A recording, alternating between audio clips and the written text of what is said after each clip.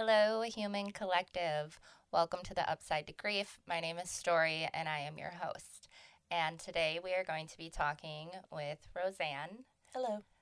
We are on chapter 4. Chapter 4, yep. Chapter 4.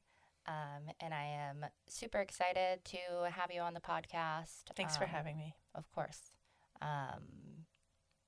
We've known each other for a little over 2 years. And I've always known about your grief journey, but I haven't spoke with you in depth No. a lot about it. Yeah, and I think we both you lost Ken and I lost my dad that same year, actually a couple months away from each other. So it almost kind of felt like this, I don't know, it's just like this thing that was always there between us. But I'm excited. I use that word strangely. Right. Got it. I'm looking forward to sharing space with you. So thank you for coming on to thank share you your for journey. allowing me to be here. Of course. Yay. So do you want to share who we're talking about today? So we're talking about my dad. I am a huge daddy's girl, actually. I'm the middle of 3 girls. Well, 4 girls. He passed away in 2023, so 2023, so April 19th, 2023, 2 years ago, from this year. He was a diabetic. He was diabetic. He had a lot of health problems. He also served in the Navy for 27 years as a corpsman, so he actually got to a point where he felt like he didn't need his medication. He felt like he didn't need to go to the doctor, and he knew how to take care of himself. He knew his body. He knew what he had to do, and then it came down to him not knowing how to stay alive. He ended up in the hospital a couple of times, the emergency room visits prior to that, and he just continued on this road of not wanting to take care of himself and not taking his medication and not going to his doctor appointments. And then finally he had hit the emergency room in early April, and he was there for a few weeks. I was able to be there the whole time. We were, my mom, my sisters, and I, we were able to be in the hospital room the whole time that he was going through his last few weeks of his life. I felt like that whole time it went by so fast. From the time he hit the emergency room until the time he took his last breath, I felt like it just happened in a matter of like seconds, I remember him being very angry for being in there and wanting to go home. There was a point a couple days before he had passed, maybe even a day before he had passed, where the doctors had told us that, his option is to go home and be on hospice, but he's not going to, that's as far as it's going to go. Like, he'll go home and he'll probably die at home, or he could stay here, we'll do the morphine, this and that.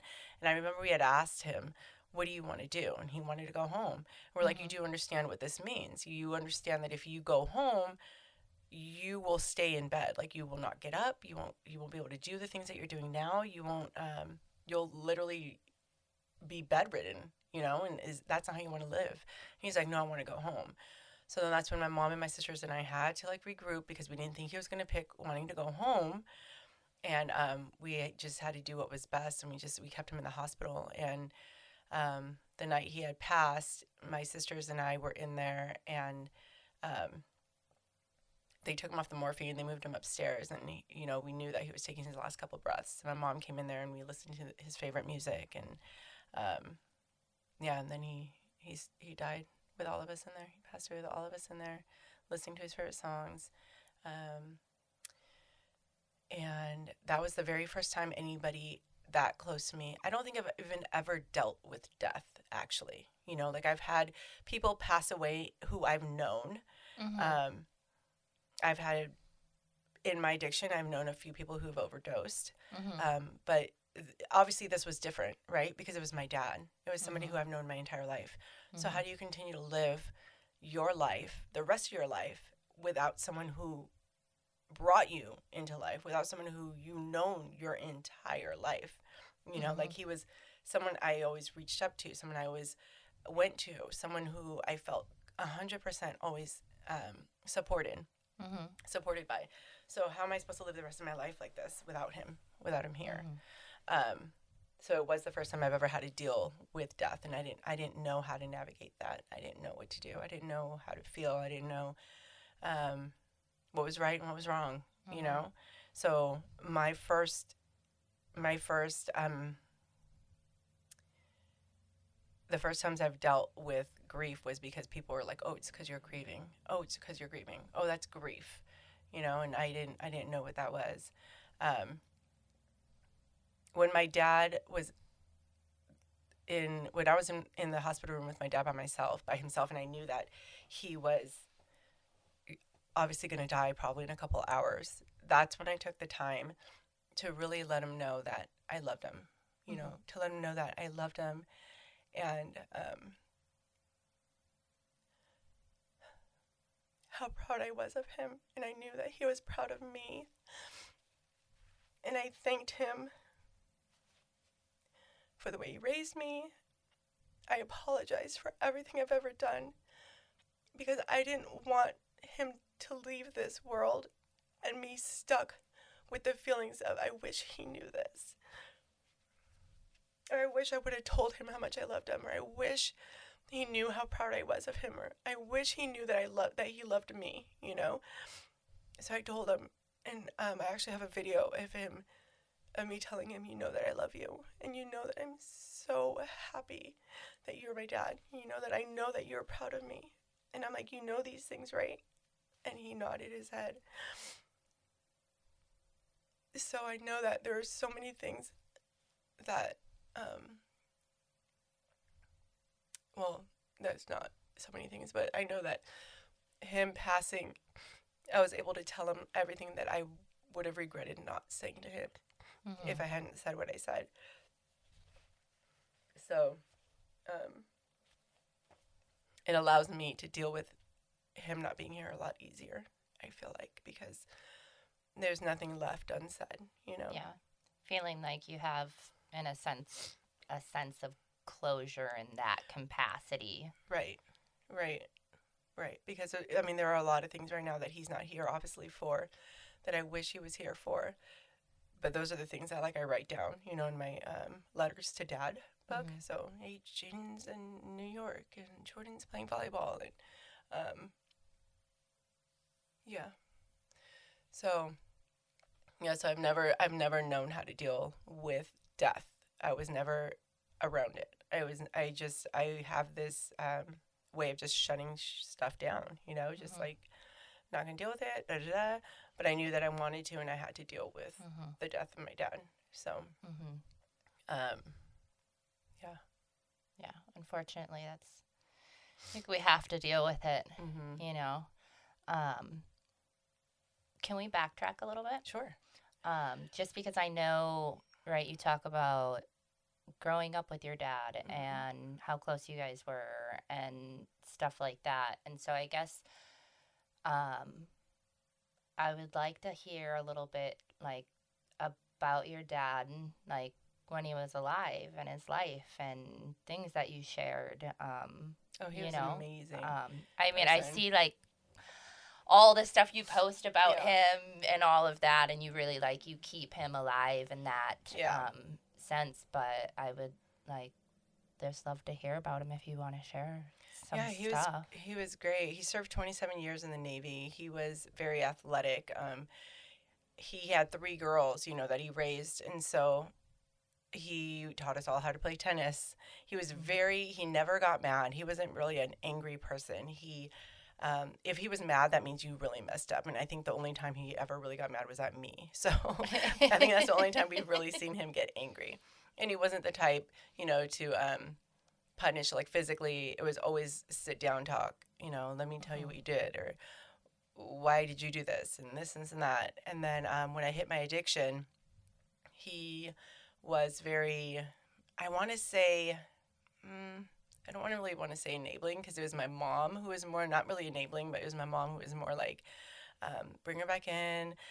This is going to be fine. My dad was kind of like, I think he got to a point where he was just like, you need to grow up. Like, this is, we're not going to do this with you anymore. But he wasn't angry about it, you know? He was just like he was just such a sweet dude. He was just the coolest guy. Like, I don't know. He was so fun to talk to, and he was hilarious, and he loved his grandkids and my mom and all of us. If I ever need, like, I didn't even have to ask. Like, he would just automatically, what do you need, or do you need this, or just give it to me. And I'm like, how did he know? Just like, like now, it's like things happen. I'm like, oh my God, why did that happen? Oh, because my dad, because he probably just knew, because that's how he was when he was alive. He just knew when I needed something. He was a good dude. And your parents were together for a really long time, right? Yeah, they would have celebrated 48 years this year. Wow. Yeah. That's amazing. Yeah. So he was cool. He's cool. But at the same time, like and I remember being angry when he ended up in the hospital, because I'm like, this is what happens. This is what freaking happens when you don't take care of yourself. Like, you end up here and da-da-da. And my sisters and I made a pact. If anything ever happens when we get older and I'm not going to the hospital, like, Dad, like, please remind me of this moment, So yeah, but just the relief. I don't want to say relief, because it's not really a relief, but it's just the him not having to suffer, I guess. Because, I don't really want to know if it's suffering, because he kind of enjoyed not, just doing whatever he wanted. I didn't really ever see him suffer. When he was like going through it, yeah. So, like, how long was he going through it before he actually ended up in the hospital? Like, what was that timeline like? Oh, okay. So he actually, he started to kind of hallucinate a little bit. Okay.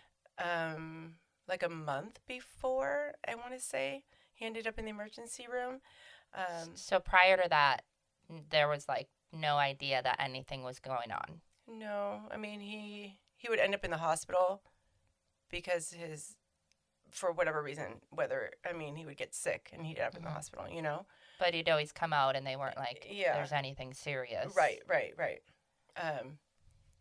Yeah, and then I have a voice recording of one night when my mom called and was like, your dad's hallucinating and you need to come over here. And so I voice recorded the entire situation, and he was like hallucinating and thinking that the remote control was a video camera, just like weird things like that. We ended up having to call the ambulance, and they picked him up, and then they released him. So I don't know. It was a little bit a slow decline of his health, and then all of a sudden it just, yeah. And then when he went in the month before. The what? When he went in the month before he passed, that's when it was kind of like. Yeah. It's not going to get any better. Got it. That seems kind of like quick. Yeah. Yeah.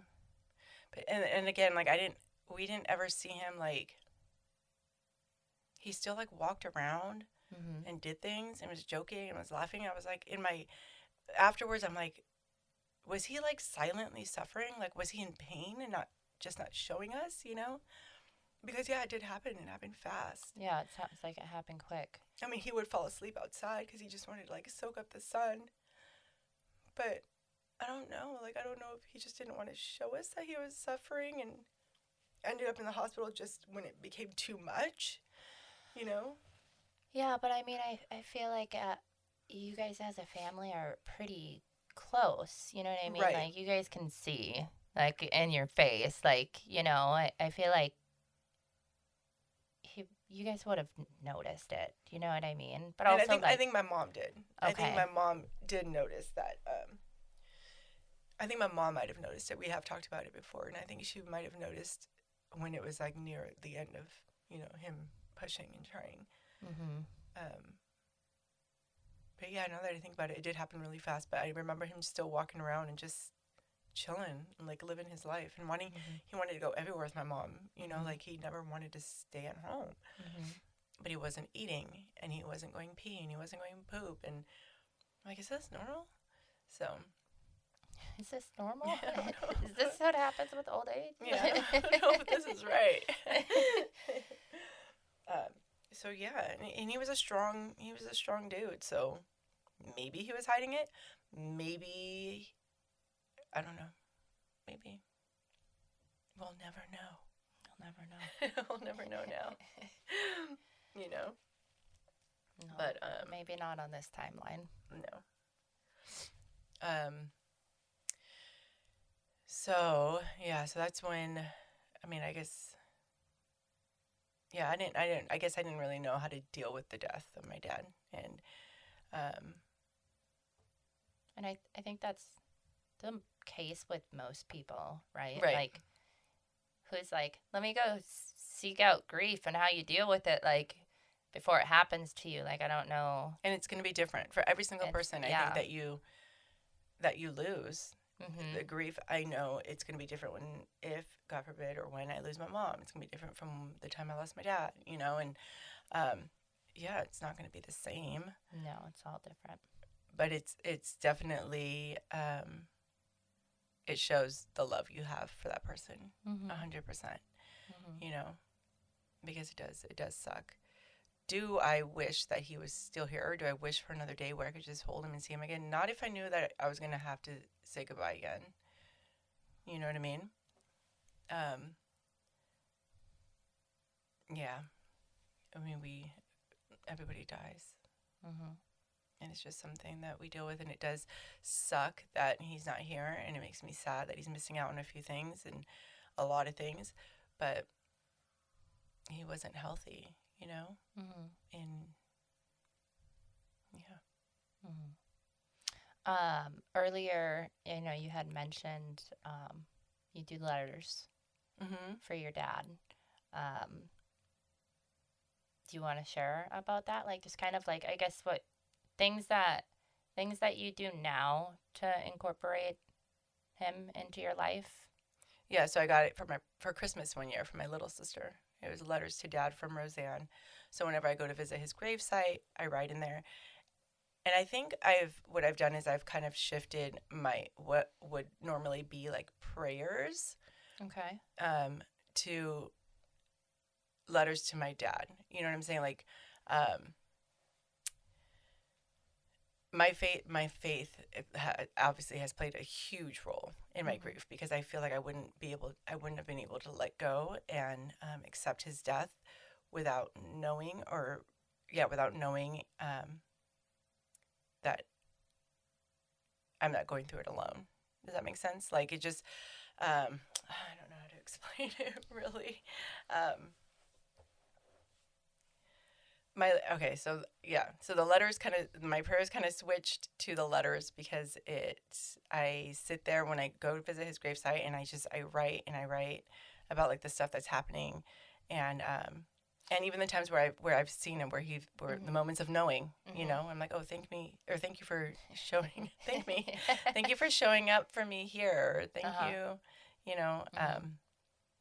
What were you gonna say? But you're saying you switched from like prayers to that. Like, what do you mean? I know, is that what you were trying to explain? Yeah, because like, what does that mean for you? So when I lost him, because I didn't know how to deal with it, that's when my prayers, you know, like, how do I do this? Like, am I ever going to see him again? How am I going to get through this grief? Like, it would come to a point where I'm trying to fall asleep at night and I can't sleep, because in my head I spiral down this like rabbit hole of like, I will never see my dad again. I will never hug him. I will never hear his voice. I will never, like, you know, just be around his presence. And it would keep me up at night, because I'm like, how do I do this? Like, how do I get through this? How do I push through this? Knowing I won't ever, and then who knows, I'm never going to see my mom again, you know, like, then I start. Then you just go. Yes. Yeah. Like, what happens? You know, it's not like he's deployed like he was when we were kids. You know, it's not like he's on vacation and he's going to come home. He will never come home, you know. And I struggled with that for so long. And so my prayers always was about, am I going to see him? Like, what am I going to do? How do I get through this? Like, help me, pull me through this, walk me through this, anything, just like, give me the strength, give me the courage, like what, over and over and over again. And then I ended up switching all of that, like all the questions to my letters. And that's when I started to write them out to my dad. Shifting right. the energy. Right. Because I didn't want, right, exactly. Because I didn't want to sit there and like continue to hang on to that. Like, I will never know. It's exhausting. It's so and it's tiring. Like defeating and like. Yeah, it is. It's very tiring. So now it's, and I don't know, switch them to writing him instead. Like whenever I feel like I'm just like, God, I will never see this guy again. That's when I switch to the letters and I write them. So, I mean, I'm almost done. I should probably add more pages in there. Add more pages? Yeah, because I think I'm running out. You get another. I guess. Volume 2. Volume 2. Yeah. Yeah, so my faith has played a huge role in this because I feel like, everyone is going to die. We're not created to live forever, and just hanging on to the fact that, who knows, maybe I'll see him again, maybe I won't. Do we know if heaven's real? We don't know, but me hanging on to the fact that like he's somewhere better and I will see him again makes going through it so much easier. Like, I don't know if I didn't have anything to believe in, like, how I would do it. Because, it literally keeps me up at night sometimes when I let myself get deep into those thoughts. Like, oh, my God, like, he was with me my entire life in a matter of seconds, Now he's not. And all I have are these pictures and the memories. Like, it's crazy. It's insane to think about. But I can't let myself think like that, and I can't focus on those thoughts. Yeah, it's a lot. But that's good that you found something that, helps walk you through this. Not through the, I don't like the word through because it implies that there's an end. I mean, there is technically an end. That's a good one to life. Yeah. But but I'm saying like I don't like the term through because it's like it never ends. It never ends. Right. What did I say? There was like something else I started saying. I forget what it was. But then I think the last thing I settled on was like that I live with grief. Yeah. Like it just becomes a part of your life. It just is like a part of who I am. And I was thinking about earlier today or the day before, it was like the primary factor in my life. I don't know how else to explain it. Like, like when you think about some people, how like their primary factor is recovery or their kids or and I mean, you can have more than one, but I was like thinking about that in that aspect. And I'm like, I mean, mine is grief. Like, I feel like that's what it is, which I don't know. Sometimes can be like a lot to think about. I'm like, is there going to be more than this? Yeah. I mean, I hope so, but right. I don't know. Yeah. So now that you've experienced like a close loss, right? Did it change your perception of life, like morals, values? Like, did you feel a big shift in yourself as a person? Question. No. No? I don't think so. Maybe because I didn't lose my dad. Maybe because I was able to like be there for him, during his last moments. I feel like if it was a different way, like if I wasn't able to say the things I was able to say to him, or if I wasn't there for his last breath, or if I didn't have that closure, I think 100%. I mean, either way, don't take people for granted. Like, tell people you love them. Like, hold your family close. Don't, just live like you're not going to see tomorrow. Yeah. And I think if I would have lost him without the chance to say something to him, like, it would hit me harder. Not hit me harder, but I would look at it maybe differently. Yeah. Kind of like with your situation with Ken. Like, I couldn't even imagine. I can't even imagine with you being in a recovery home and then having hear that news, trying to stay sober, trying to stay clean.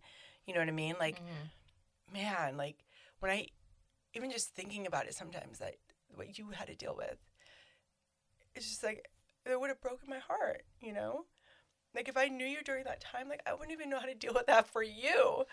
I met you right after that. That's what I'm saying. Like, if we were talking, like, during that time it was happening. Oh, yeah, and I think I met you, like, it was like 2 or 3 weeks after. That's insane. And you were out here just doing your thing.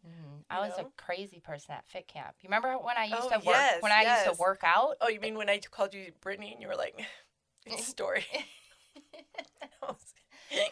That's when I needed something to do. I needed something to focus talkative. On.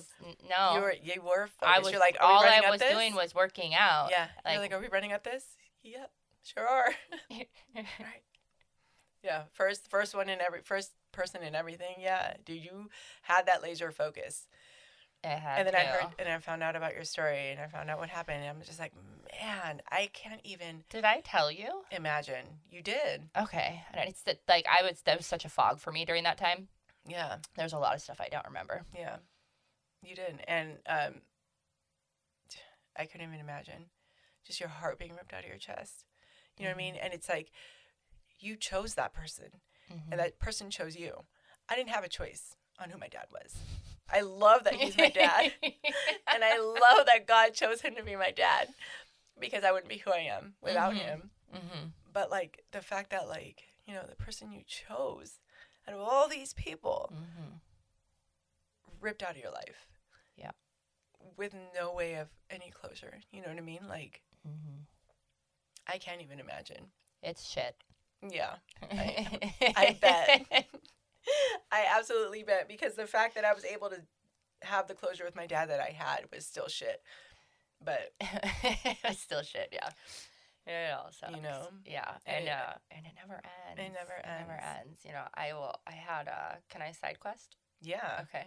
Yeah. Of course. Quest away. So I will say, like, another one of the segments we're gonna do on the podcast, which we haven't done yet, is called Grief in the Wild. And that was something that I feel like for me happened pretty frequently at the beginning. But then it became less, because I just became less, right? Yeah. Well, it decided that it was going to happen again the other day. Okay. Like, I'm talking about it like it's an entity. Yeah. That damn grief. It is a whole ass entity, for real, though. Right. And it's got a mind of its own, I feel like, right? Yeah. It's an entity. What's another word for it? I don't know what else to call it, right? It is. It's like, oh, hey, haven't seen you in a while. Thanks for stopping by. Right around my period, too. Oh, of course.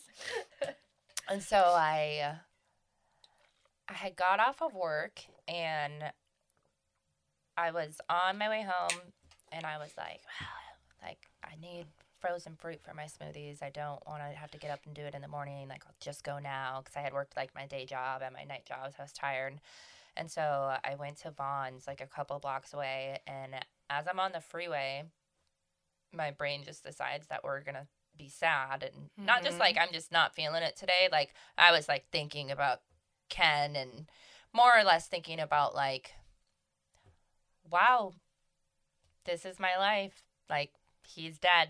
Yeah, exactly. Like, lately it's been really, my brain's been really mean to me lately, and I don't know why, I don't know.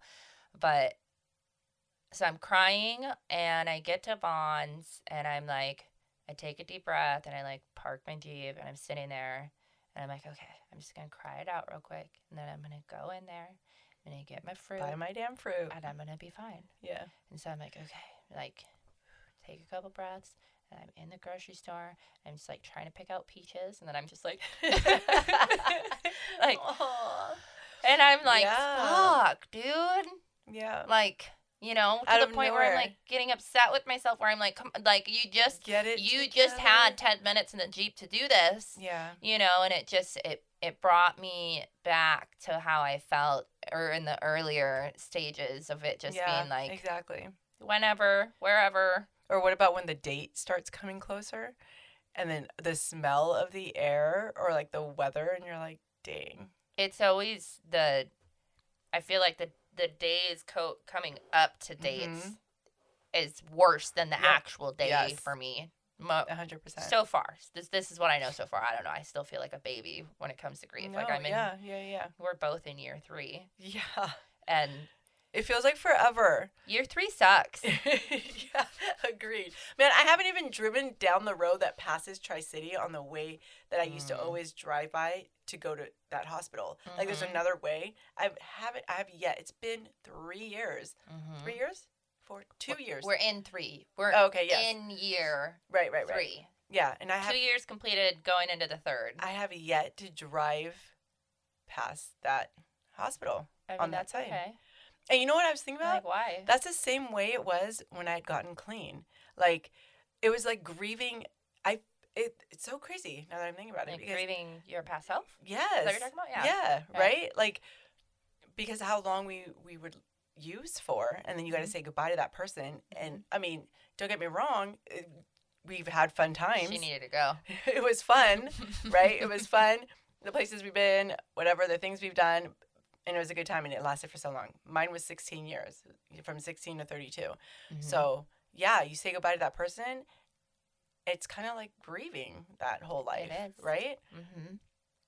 What a freaking epiphany I just had on your show. Dude, that is so dope.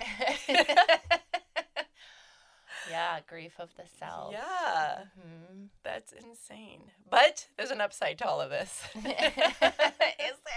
There has to be. There has to be, right? Mm-hmm. There's no way that we deal with grief and just the negative parts of it for the rest of our lives. Like, there has to be an upside. I mean, right? Please tell me there's an upside to grief, because that's what this is about. This is why I'm here. Give me the answer. You said there was. It's literally in the title. No, but for real, like, there is.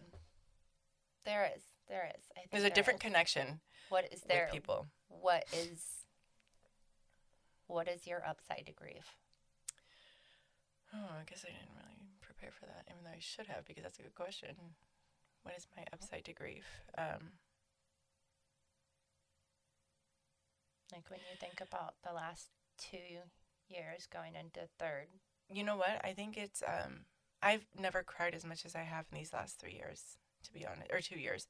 Like out of your whole life until now. Right. Okay. Right. And another thing, I took myself off my medication when he hit the ER. Like I've been on antidepressants, bipolar medication since 2012. And so I took myself off which was probably not smart, but 2 years, I'm still not on them. So we're doing pretty good. When Ken died, I stopped taking all my meds. Because I wanted to feel every single emotion. I didn't want, and the medication makes me feel nothing. Not really nothing, but I wasn't happy. I wasn't sad. You know, I was just like, whatever. You already felt everything and nothing. Yeah. For me, it was, I feel everything and I feel nothing. And the meds are doing nothing because I feel nothing. Right, exactly. So I'm not going to take them. I just have to do it. Yep. So took myself off of him when he hit the ER, made the decision, okay, I'm just going to take myself off because I don't want to not feel. You don't want to rob yourself of this. And I think that's what the upside experience of it was, you know.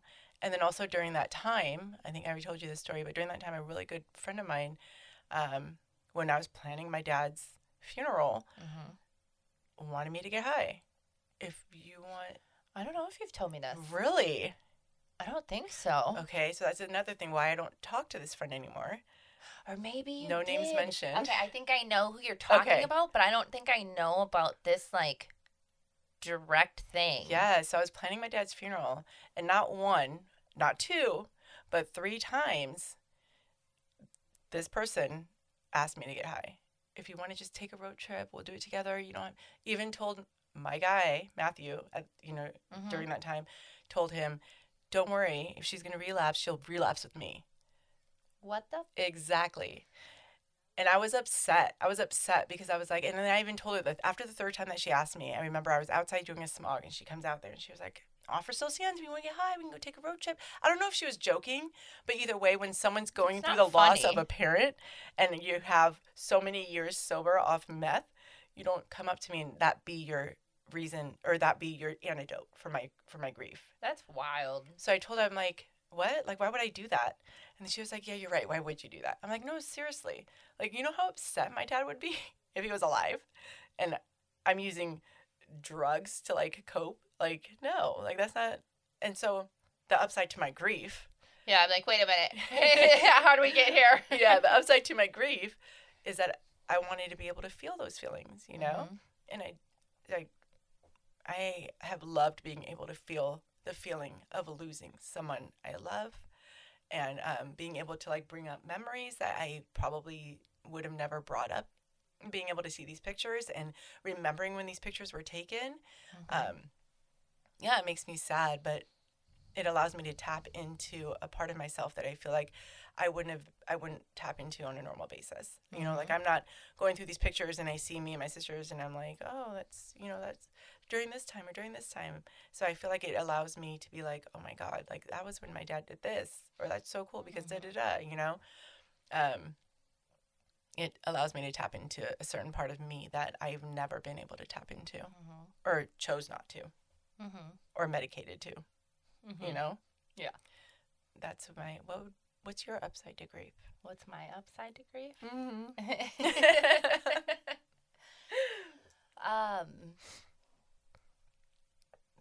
It changed my whole life, you know. Grief reshaped who I am as a human. Something that has been really present or, like, on my mind heavy is actually in the previous chapter, 2 chapters ago, when we talked with Erica about her dad. She said something very profound, or at least that's how I took it, and I was like, it just stuck with me, and it was that what her dad gave her was a gift. And she said that, and I got the goosebumps. Yeah. And I was like, fuck. Because it's true. Yeah. You know, and so then I'm thinking about it in my perspective, you know, and then I'm like, fuck, like, what Ken gave me as a gift, you know, and I'm like, ugh, like, it's, you know, it's more than just a hard pill to swallow. Like, that would be the phrase you would use, right? But I'm like, it is. And so I think I'm still trying to, like, process it. Yeah, like, I know it's the truth. Right. I know it's the true. I know it to be true. I don't know why I'm not. It just feels weird to accept it, even though what you do is accept gifts. That's what you're supposed to do. Right. Yeah. Like, no thanks. I'm good. Take it back. Not this time. Not this time. So, I mean, I've been thinking about that, and it is true. It is a gift. Like, death is a gift, because it changed who I was completely as a person. Like, the way I think about everything, like time, why I do the things that I do, who I spend my time with, like, everything. There's a reason and there's a purpose behind everything that I do. Like, I'm very intentional with everything. And I think it also just allows us to, like, hang on to them. You know what I mean? Like, and not keep them far from our memory. You know what I'm saying? Like, I think it when it pops in, it's like, oh, it kind of allows you to remember, you know, like, hang on and not forget. Yeah. And I was thinking about this morning, actually, when I was drinking my coffee. All I do is think about grief and talk about it. So I was thinking about this, but in the reverse situation. And Okay. the sense of like right, like death was a gift that was given to me from my husband, right? The grief that came from that death. And I think because of the like way that it's profoundly changed my life, I'm like, this is a weird and fucked up thing to say. Like, I hope that when I die, that it changes somebody's life so much that they then come to the realization that they're like, holy fuck, this is a gift. Yeah. Like, you know? Yeah. It's a weird thing to think about, though, right? Yeah. No, not at all. I mean, no. Besides, like, you know, leaving, like, right, your kids or your family or siblings, like, good things or good memories or, you know what I mean? Or having them set up and all those things. But, like, because some people don't have good relationships. Right. And they die and, They're like, okay. That person's just probably angry. Or, you know what I mean? There's just so many variables that could happen that it's like, if I can have that effect on somebody that Ken had on me, I feel like I'm sure that would be a positive. Right. Like, I think it's the way that it's supposed to go. 100%. I think. Like full circle. Yeah. Because it's just a cycle. Yeah, of course. That, like, we all go through. Like, right? Yes. We all live, we all die, we all grieve. But nobody talks about it. Nobody talks about it. But that's why we're doing this. That's why we're here to talk about it. Yeah. Yeah, and I think about, too, now I'm just talking about random shit, but did you ever have, like, a goldfish die as a kid? Or, like, you know how that's, like, a common thing that you see, right? And then you're like... We had rabbits and hamsters. Rabbits? Like, did you learn about death when you were a kid? Or was it like, no, there's just a new rabbit in the cage? Yeah. No, we didn't. It wasn't, like I said, like we've never really dealt with death. You know, when my mom's grandparents died, or my mom's parents died, so my grandparents, we were close to them, but they died in the Philippines. And I think in my head, I've always just been like, oh, okay, well, you know, life goes on. Because, I mean, it does. And even when my dad passed, life goes on, you know. It does make it very sad that they're not here, but, I mean, I don't know. And I hate sounding so, like, emotionless, I guess you would say, about it. But it's like, there's nothing we can do about it. You know, there's nothing we can do other than live on to, I don't know, just continue to live on. And I feel like we go through, like, flows, right? Because there's times where it'll come up and I'll, you know, be like, oh, he died. And people are like, I'm like, it's okay, it's fine. You know what I mean? I'm like, right. Don't have a breakdown. Yeah, I'm fine. I'm fine. Exactly. You know? Yeah, I'm doing all right.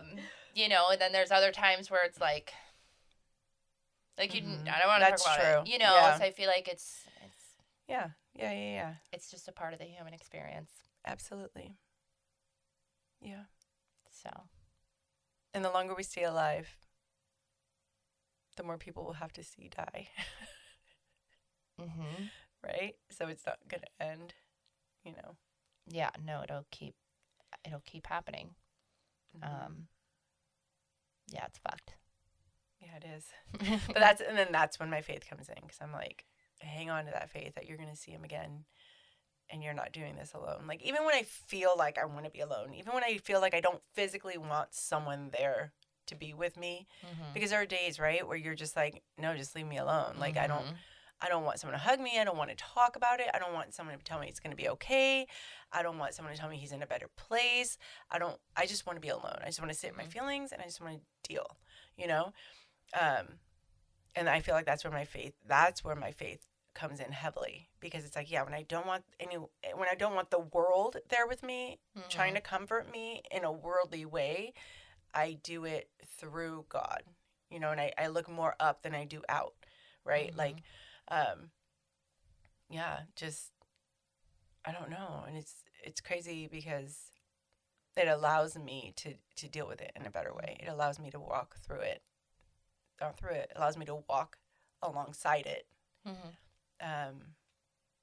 in an easier way, I guess. Can I ask you a question about your faith? Sure. So, because I saw you posted something. It was Jaden's birthday, Oh, yeah, yeah. right? And it was like a little snippet about you said something to her, and her reply, like you didn't have faith at that point. Which one? You were saying like something about you were talking to her. Oh, when she was a little girl. Yeah, that. Yeah. Can When you share? Yeah, she was, Because you weren't like no, religious at the time, right? No, I haven't been, okay, so I was 2014 when the RoseAnne Reformation happened after my 2 years of being clean and then relapsing. The RoseAnne Reformation. Yeah, it's going to be a podcast. No, I'm just kidding. When that happened, that's when I got really into my faith and I got baptized and I got, really dug into my spirituality and my relationship with God.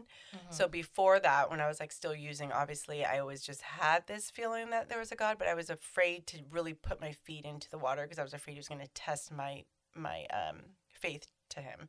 So anyways, Jaden, on the other hand, she's my oldest, just turned 21 this month. She was, gosh, I don't even remember how old she was. She must have been like 4 or 5. Never took that girl to church. She knew nothing about God. I never talked about God. And out of nowhere, we had just finished scoring dope. I took her with me, her and my son, in Escondido. We're on the freeway. And is this the story you're talking about? And she's in the back seat, and she asked me, how do I know if God's real? Yes. Yeah. Yes. So she's in the back seat, and I'm jamming out to whatever, Eminem maybe, probably. And she's like, Mom? And I'm like, yeah. And then she was like, how do you know if God's real? I'm like, I don't know, Jaden. I don't know. And who the hell is teaching you about God? Like, I've never taken this kid to church. How do you know who that is? Yeah, exactly. And then I was like, I don't know, Jordan, Jaden, you just know. And I'm like, why? And then she was like, because I think I feel him in my heart. And I'm like, what the hell? You feel him in your heart? Like, what does that even feel like? You don't even know who he is. You don't even know that. What? Like, I was tripping. I'm like, there's no way. How? So I don't even know where that came from, And so it was during that time where I felt like, okay, maybe I should start taking the kids to church. Maybe I should, this and that. But yeah, so my relationship with God was a little bit sketchy during that time up until 2014. And that's when I really decided to dig into my faith and find out, what's this guy about, Who is this guy? I don't know who he is. I've never seen him. And I don't know very much about the Bible. I don't go around preaching it. I don't do any of that. What I know is I know what he has pulled me out of, and I know what he has been with me through, and there are times and there are days where things have happened and I know it wasn't on my own strength, that it was 100% God. And I know that as long as I continue to be obedient and follow him, then I know I will never be alone. And I've always had this, everyone always asks, well, if there's a God, then how come people die? How come we deal with this? How come all this stuff happens? God never said that you won't deal with these things. God never said you're not going to have people who don't die, because obviously people are going to die. God never said you're not going to deal with bad days and bad things and things aren't going to go crappy for you. But he did promise to always be the one with you through it all. And I think that has 100% helped me with a lot of things, especially with the death of my dad, right? Like, I know he's there. I can't even imagine dealing with losing my dad without having that faith to hang on to, I guess, because yeah, it sucks. It's hard. And, but I know that, it happens, and I know that it's going to continue to happen. And that's just the way that we were created, and we aren't here forever, So we're here on a timeline, and in that timeline, what are you doing with that timeline? How are you living your life? Who are you influencing? What are you doing? Yeah. Awesome. Yeah. That story with Jaden, I know that story was crazy. I was like, what? I don't know, Jaden. I don't know how I know God's real. How do you know? She's like, I feel him in my heart. Okay. That's funny. My mom told me that when I was like 2 or 3, and she was like, never brought you to church. You didn't know who Jesus was, none of that.